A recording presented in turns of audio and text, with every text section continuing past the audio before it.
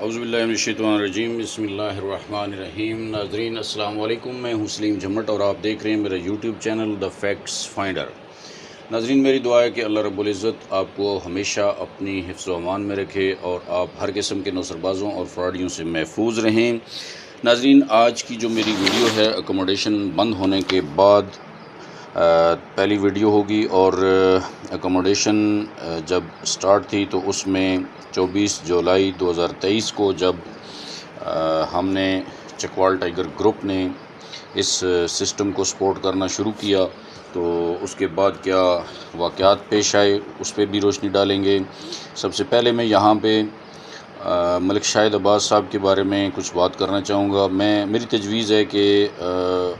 میں پہلے بھی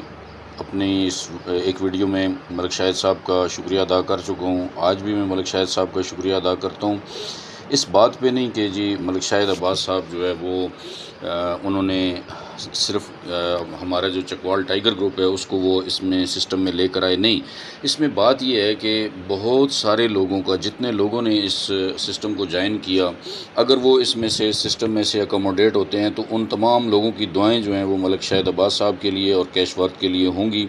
اور میں اس کے ساتھ ساتھ کیش ورتھ کی مینجمنٹ سے بھی گزارش کروں گا کہ آپ کو ملک شاہد عباس صاحب کا شکریہ ادا کرنا چاہیے کہ آپ کو ملک شاہد عباس صاحب کی صورت میں ایک ایسا ہیرا لیڈر ملا ہے جو کہ اتنے پرخلوص انداز سے ورکنگ کرتے ہیں کہ لوگ جو ہے وہ ان کی طرف کھنچے چلے آتے ہیں۔ اب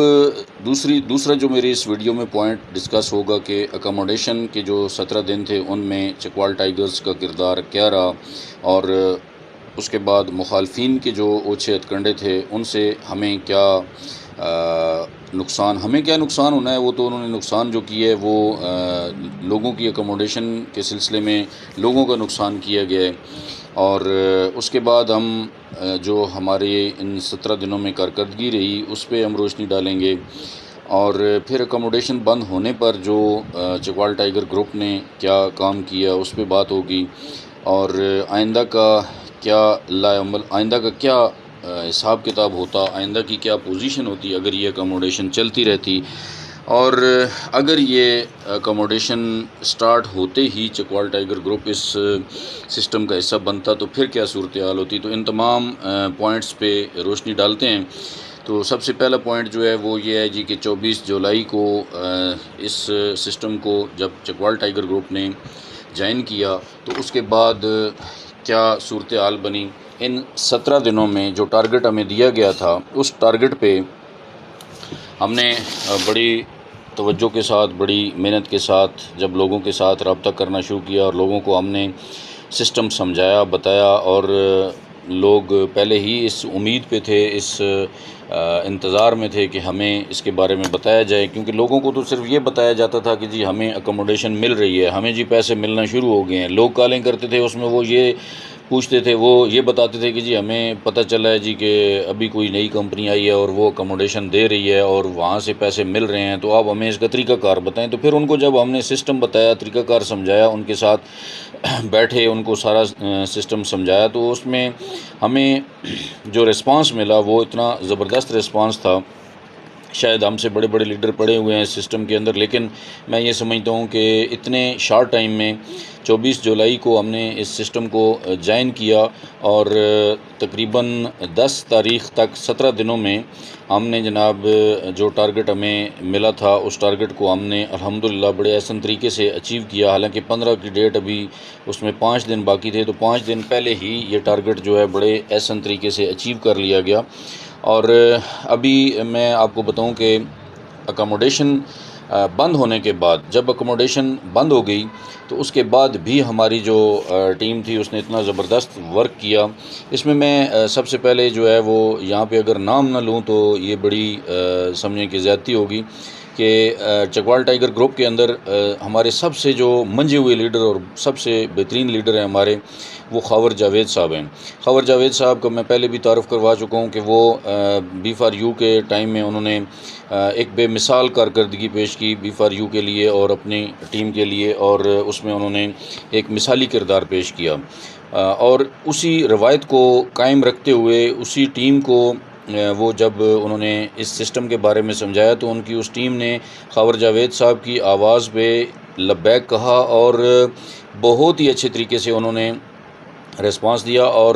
یہی وجہ ہے کہ میں سمجھتا ہوں کہ خاور جاوید صاحب ہمارے اس ٹائیگر گروپ کی روح ہیں اور وہ ہمارے اس گروپ کی شان ہیں۔ تو خاور جاوید صاحب کی بڑی محنت ہے، اور ان کا میں اگر یہ کہوں تو بے جانا ہوگا کہ اس پوری جو بھی ہمارا ٹارگٹ اچیو ہوا اس میں تقریباً 70% جو محنت ہے وہ خاور جاوید صاحب کی ہے۔ اس کے بعد جناب دوسرے نمبر پہ مفتی محمد جمیل صاحب ہیں۔ مفتی محمد جمیل صاحب ماشاءاللہ آپ کو پتہ ہے بہت اچھے نیٹ ورکر بھی ہیں، بہت اچھا ان کا اپنا ایک رول ہے۔ B4U میں بھی انہوں نے بہت اچھے طریقے سے کام کیا، ان کا نام بولتا تھا۔ تو اس کے بعد ہمارے پاس طاہر شاہ صاحب ہیں چکوال میں ٹائیگر گروپ کے، ماشاءاللہ بہت ہی منجے ہوئے لیڈر ہیں۔ میری ٹیم میں اسپیشلی وہ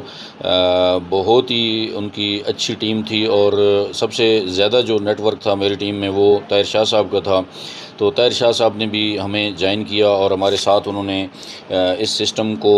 سپورٹ کیا۔ تو میں ان تینوں بھائیوں کا تہ دل سے شکریہ ادا کرتا ہوں کہ جنہوں نے چکوال ٹائیگر گروپ کا نام روشن کرنے میں اپنا پازیٹیو رول ادا کیا ہے۔ اور میں ابھی یہاں پہ آپ کو یہ بتا دینا چاہتا ہوں کہ ہمارا جو 17 دن کی کارکردگی ہے، ان 17 دنوں کی کارکردگی میں ہم اگر اس کو سمرائز کرتے ہیں تو یہ جناب ٹوٹل جو بزنس ہم نے کیش ورتھ کو دیا اور لوگوں کو ہم نے اس میں اکوموڈیٹ کروایا، وہ تقریباً 1,30,00,000 روپے جو ہے وہ ان 17 دنوں میں ہم نے کیش ورتھ سسٹم کو دیے۔ اب اس میں سمجھنے کی بات یہ ہے کہ کیش ورتھ کو اگر یہ چکوال ٹائیگر گروپ جو ہے وہ 4 مہینے پہلے جوائن کر لیتا تو اس وقت کیا کارکردگی ہوتی اس کی، اور کتنے لوگ اس میں زیادہ اکوموڈیٹ ہو چکے ہوتے۔ اس میں بہت ساری وجوہات ہیں، ان پہ اگر میں روشنی ڈالوں تو شاید کیش ورتھ کی مینجمنٹ بھی مجھ سے ناراض ہو جائے، وہ اکثر ناراض ہی رہتے ہیں، لیکن میرا فرض بنتا ہے کہ میں حقائق سے پردہ اٹھاؤں۔ تو اس طرح کا کوئی لیڈر ہمیں نہیں ملا تھا جو ہمیں پازیٹیو سینس میں لیتا، اور اتنے ہمارے خلاف کاروائیاں کی گئیں جب ہم نے دیکھیں ہم نے کوئی غلط بات نہیں کی، ہم نے کسی کو گالی نہیں دی تھی، کسی کو ہم نے برا بھلا نہیں کہا تھا۔ ہمارا موقف سمپل تھا کہ جی لوگوں کو فری اکوموڈیشن ملنی چاہیے، لیکن ہماری اس حد تک کردار کشی کی گئی کہ وہ ہمیں پازیٹیو سائیڈ پہ لانے کے بجائے ہمیں نیگیٹو سائیڈ پہ دھکیلا گیا۔ میں شکر گزار ہوں پھر ایک مرتبہ اپنا ملک شاہد صاحب کا کہ جنہوں نے ہمیں بیٹھ کے تسلی سے یہ ساری چیزیں سمجھائیں، اور انہوں نے ایک پازیٹیو رول ادا کیا کہ آپ کیش ورتھ کی طرف آئیں، آپ کو اچھا رسپانس ملے گا۔ اب دیکھیں ہم نے چکوال ٹائیگر گروپ نے تو اپنا رسپانس شو کر دیا، اپنا جو ان کا رول ہے وہ انہوں نے پلے کر دیا۔ اب یہ تمام تر ذمہ داری جو ہے وہ ہماری کیش ورتھ کی مینجمنٹ پہ آتی ہے کہ کیش ورتھ جو ہے وہ اس کو کس طریقے سے رسپونڈ کرتی ہے۔ دیکھیں آج بھی میں اس موقف پہ قائم دائم ہوں کہ جو لوگ 25% کو افورڈ نہیں کر سکتے ان کے لیے کیش ورتھ مینجمنٹ کو سوچنا چاہیے۔ کیش ورتھ مینجمنٹ کو اتنا اچھا رسپانس مل چکا ہے کہ جس طرح راجہ صاحب کہتے ہیں جی کہ لوگ پیسے لے کے کھڑے تھے، اور یہ پوزیشن بھی یہی تھی کہ 15 تاریخ کو جو سین بنا کہ لوگ جناب پیسے لے کے کھڑے ہیں اور کہہ رہے ہیں کہ جی ہم نے جوائن ہونا ہے، لیکن چونکہ انہوں نے پہلے ہوم ورک نہیں کیا ہوا تھا تو وہ رہ گئے۔ اب بھی لوگ متمنی ہیں اس میں جوائن ہونے کے۔ بہت سارے لوگوں نے بعد میں بھی رابطہ کیا کہ جی ہم نے تو جوائن کرنا تھا لیکن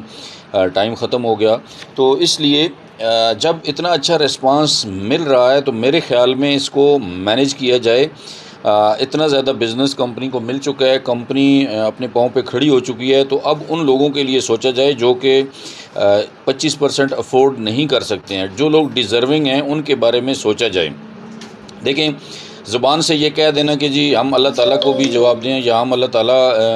کے سامنے بھی ہم نے سرخرو ہونا ہے، لیکن اس طرح کی باتیں کرنا تو آسان ہے، اس کو پہرا دینا مشکل ہوتا ہے۔ ان لوگوں کے لیے کچھ کر کے دکھائیں جو کہ لوگ تڑپ رہے ہیں، پریشان حال ہیں، بدحالی کی زندگی گزار رہے ہیں، ان لوگوں کے لیے ہمیں سوچنا ہے۔ راجہ صاحب نے بہت محنت کی اس سسٹم میں آ کے، بہت باتیں بھی سنی، کردار کشی بھی ان کی ہوئی، لیکن ایک کامیاب سسٹم بنانے میں وہ کامیاب ہوئے، لیکن اس میں ابھی جو ان کا کردار ہونا چاہیے وہ ان لوگوں کے بارے میں ہونا چاہیے جو کہ اس سسٹم میں آنے کے لیے بےتاب بیٹھے ہیں لیکن وہ افورڈ نہیں کر پا رہے، تو ان کے بارے میں سوچنا چاہیے۔ ہم دیکھیں، ہم نے اپنی بساط کے مطابق چاہے آخری 17 دن یا 20 دن ہی ہم نے لگائے ہوں، ان میں ہم نے یہ ہم نے ثابت کر دیا کہ جی اگر ہم 4 مہینے پہلے آتے تو ہماری کارکردگی جو ہے وہ اس سے کہیں زیادہ بہتر ہوتی، لیکن اس میں میں نے آپ کو بتا دیا کہ اس میں جو شاید ہماری طرف سے بھی، ہمارے اینڈ پہ بھی کوئی غلطی ہو، لیکن اس میں جو ہمیں غلطی کی طرف دھکیلا گیا اس میں زیادہ جو کردار ہے وہ کیش ورتھ کے پرانے جو لیڈرز ہیں ان کی طرف سے ہمیں پازیٹیو ریسپانس نہ ملنا ہے۔ کتنے لوگوں نے ہمارے ساتھ پازیٹیو سینس میں رابطہ کیا، یہ ذرا ہر لیڈر اپنے جو ہے نا وہ اس پہ کرے، اپنا محاسبہ کرے اپنا، کہ انہوں نے چکوال ٹائیگر گروپ کے ساتھ کتنا رابطہ کیا، کتنے لوگوں نے ہمیں پازیٹیو ریسپانس دیا، کتنے لوگوں نے ہمارے ساتھ محنت کی، کتنے لوگوں نے ہمیں بار بار کالیں کی یا ہمارے ساتھ میٹنگ کرنے کی کوشش کی۔ ملک شاہد صاحب کے علاوہ کوئی بھی ایسا لیڈر ایسا نہیں ہے۔ ایک بار اگر کسی نے بات کی ہے تو ہم نے اگر اس کو اپنا موقف بتایا تو اس کے بعد اس بندے نے ہمارے ساتھ رابطہ نہیں کیا۔ لہٰذا یہ تمام تر کریڈٹ جو ہے یہ ملک شاہد عباس صاحب کو ہی جاتا ہے کہ جنہوں نے ہمیں یہ سارا سسٹم سمجھانے کے بعد انہوں نے باقاعدہ طور پہ ایک منظم طریقے سے ہمارے ساتھ جو ہے وہ ڈیبیٹ کی، اور اس میں وہ ہمیں اس کیش ورتھ کے سائڈ پہ لے کے آنے میں کامیاب ہوئے۔ ہمارا ٹائیگر گروپ جو ہے وہ اس گروپ کو 24 جولائی کو اس نے سپورٹ کرنا شروع کیا، اور کارکردگی آپ کے سامنے ہے۔ تو یہ کچھ چیزیں تھیں جو میں آپ کے سامنے رکھنا چاہتا تھا، اور آخر میں ایک مرتبہ پھر کیش ورتھ کی مینجمنٹ سے دست بستہ یہ گزارش کرنا چاہتا ہوں کہ اس کے بارے میں جو ہے وہ سوچا جائے، جو ڈیزرونگ پرسنز ہیں ان کے بارے میں سوچا جائے، اور کچھ ایسی چیزیں جو کہ اس کیش ورتھ سسٹم کے اندر کیش ورتھ مینجمنٹ نے تو بہت اچھے طریقے سے انہوں نے محنت کر کے بنائی ہوں گی، لیکن اس میں کچھ ایسی چیزیں ہیں جن پہ ابھی ان کو اپ گریڈ کرنا ضروری ہے۔ تو اس میں صرف ایک چیز کا اشارہ دے دیتا ہوں کہ جو آپ کا وڈرال سسٹم ہے اس کو تھوڑا سا اپ گریڈ کرنے کی ضرورت ہے، اور دوسرا جو آپ کی وڈرال کا جو لمٹ ہے اس کے بارے میں کچھ تھوڑا بہت سوچا جائے۔ یہ میں کیش ورتھ مینجمنٹ کے سامنے 2 پوائنٹس جو ہے یہ رکھ کے جا رہا ہوں،